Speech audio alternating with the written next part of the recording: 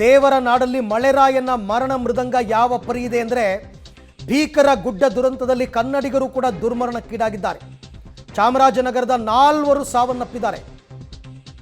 62 ವರ್ಷದ ಪುಟ್ಟಸಿದ್ದ ಶೆಟ್ಟಿ, ರಾಣಿ ಮದರ್ 50 ವರ್ಷ, ರಾಜನ್ ಮತ್ತು ರಜನಿ ಗಂಡ ಹೆಂಡತಿ. ಇದರಲ್ಲಿ ರಾಜನ್ ಮತ್ತು ರಜನಿ ದಂಪತಿಯ ಶವ ಇನ್ನೂ ಕೂಡ ಪತ್ತೆಯಾಗಿಲ್ಲ. ಖುದ್ದು ಗುಂಡ್ಲುಪೇಟೆ ತಹಶೀಲ್ದಾರ್ ಕೊಟ್ಟಿರ್ತಕ್ಕಂಥ ಮಾಹಿತಿ ಇದು. ಚೂರಲ್ಮಲದಲ್ಲಿ ಸಂಭವಿಸಿದ ಜಲಪ್ರಳಯದಲ್ಲಿ 4 ಕನ್ನಡಿಗರು ಮೃತಪಟ್ಟಿದ್ದಾರೆ. ಇನ್ನು ನಾಪತ್ತೆ ಆಗಿರೋರ ಲೆಕ್ಕ ಗೊತ್ತಿಲ್ಲ. ಅಧಿಕೃತವಾಗಿ ಮೃತಪಟ್ಟಿರ್ತಕ್ಕಂಥವ್ರು ಇಲ್ಲಿ ನೋಡ್ತಾ ಇದ್ದೀರಾ, ಆ ಫೋಟೋಗಳನ್ನು ಗಮನಿಸ್ತಾ ಇದ್ದೀರಾ. ಝಾನ್ಸಿ ಅಂತ, ಆಮೇಲೆ ಕೆಲವರು ಮಂಡ್ಯ ಭಾಗದವರು ಒಂದಿಬ್ಬರು ನಾಪತ್ತೆಯಾಗಿದ್ದಾರೆ. ಆ ನಿಹಾಲ್ ಅನ್ನೋ ಮಗು ತೀರ್ ಹೋಗ್ಬಿಟ್ಟಿದೆ. ಎಕ್ಸ್ಪ್ಲೈನ್ ಮಾಡೋಕ್ಕಾಗ್ತಾ ಇಲ್ಲ ಯಾವ್ಯಾವ ಕುಟುಂಬದಲ್ಲಿ ಎಷ್ಟೆಷ್ಟು ಜನ ಏನೇನಾಗಿದ್ದಾರೆ ಅಂತ.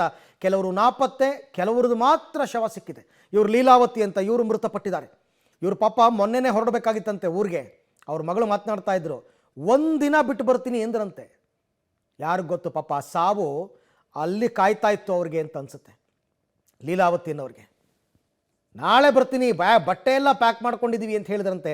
ಹಿಂದಿನ ದಿನ ನೈಟು ಮಗಳಿಗೆ ಫೋನ್ ಮಾಡಿ, ನಾಳೆ ಬೆಳಗ್ಗೆ ಹೊರಟ್ಬಿಡ್ತೀವಮ್ಮ ಅಂತ. ಮಿಡ್ ನೈಟಲ್ಲಿ ನಡೆದಿರೋ ದುರ್ಘಟನೆ. ಝಾನ್ಸಿ ಅಂತ, ಅನಿಲ್ ಅಂತ, ಕೆಲವರೆಲ್ಲ ಗಾಯಗೊಂಡು ಆಸ್ಪತ್ರೆಯಲ್ಲಿ ಟ್ರೀಟ್ಮೆಂಟನ್ನು ಪಡ್ಕೋತಾ ಇದ್ದಾರೆ. ಈಗಾಗಲೇ ಕೇರಳದಲ್ಲಿ ನಡೆದಿರುವಂತಹ ಜಲಪ್ರಳಯದಲ್ಲಿ ಸಾವಿನ ಸಂಖ್ಯೆ 100ರ ಗಡಿ ದಾಟಿದೆ. ಅದರಲ್ಲಿ ಮತ್ತೊಂದು ಬೇಸರದ ವಿಚಾರ ಏನು ಅಂತ ಅಂದರೆ, ಈಗಾಗಲೇ ಜಲಪ್ರಳಯವೇ ಬೇಸರದ ವಿಚಾರ, ಅಲ್ಲದಲ್ಲಿ ಸತ್ತಿರುವಂಥವ್ರ ವಿಚಾರ ಇದೆಲ್ಲೇ ಬೇಸರ ವಿಚಾರ. ಮತ್ತೊಂದು ಭಾಳ ಬೇಸರ ವಿಚಾರ, ಕನ್ನಡಿಗರು ಕೂಡ ಮೃತಪಟ್ಟಿರುವಂಥದ್ದು. ಈಗ ಅಧಿಕೃತವಾಗಿ ಒಟ್ಟು 4 ಜನ ಕನ್ನಡಿಗರು ಮೃತಪಟ್ಟಿದ್ದಾರೆ.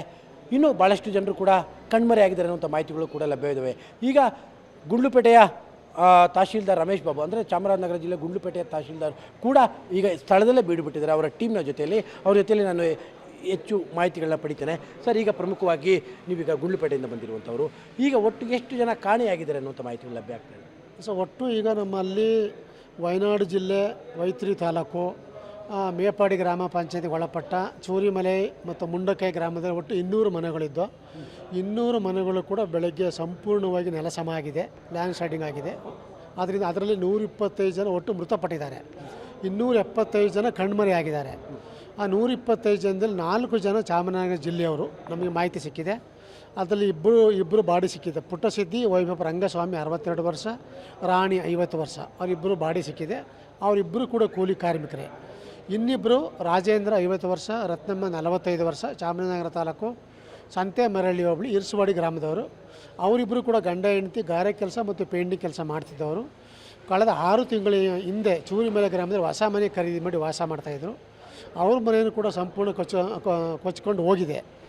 ಅದರ ಒಟ್ಟು ಇದುವರೆಗೂ ನಮಗೆ ಮಾಹಿತಿ ಲಭ್ಯವಾಗಿರುವ ಪ್ರಕಾರ 200 ಮನೆಗಳು ಸಂಪೂರ್ಣವಾಗಿ ಕೊಚ್ಕೊಂಡು ಹೋಗಿರೋದ್ರಿಂದ 125 ಜನ ಮೃತಪಟ್ಟಿದ್ದಾರೆ, 275 ಜನ ಕಣ್ಮರೆಯಾಗಿದ್ದಾರೆ. ಅದರಲ್ಲಿ 4 ಜನ ಅದರಲ್ಲಿ 4 ಜನ ಚಾಮರಾಜನಗರ ಜಿಲ್ಲೆಯವರು ಸತ್ತಿದ್ದಾರೆ. ಇನ್ನು 9 ಜನ ಕಣ್ಮರೆಯಾಗಿದ್ದಾರೆ. ಅವ್ರು ಯಾರು ಅಂದರೆ ಗುರುಮಲ್ಲ 60 ವರ್ಷ, ಸಾವಿತ್ರಿ 54 ವರ್ಷ, ಸಬಿತಾ 43 ವರ್ಷ, ಶಿವಣ್ಣ 50 ವರ್ಷ, ಅಪ್ಪಣ್ಣ 39 ವರ್ಷ, ಅಶ್ವಿನಿ 13 ವರ್ಷ, ಜೀತು 11 ವರ್ಷ, ದಿವ್ಯಾ 33 ವರ್ಷ, ರತ್ನ 48 ವರ್ಷ. ಇವರೆಲ್ಲ ಚೂರಿಮಲೆ ಮತ್ತು ಮುಂಡಕೈ ಗ್ರಾಮದಲ್ಲಿ ವಾಸವಾಗಿದ್ದವರು. ಇವರೆಲ್ಲ ಕೂಲಿ ಕೆಲಸಕ್ಕಾಗಿ ಬಂದ ವ್ಯಕ್ತಿಗಳು ಇವರು. ಬಟ್ ಇದು ಏನಂದರೆ ಇಷ್ಟು 9 ಜನ ಕರ್ನಾಟಕದವರೇ.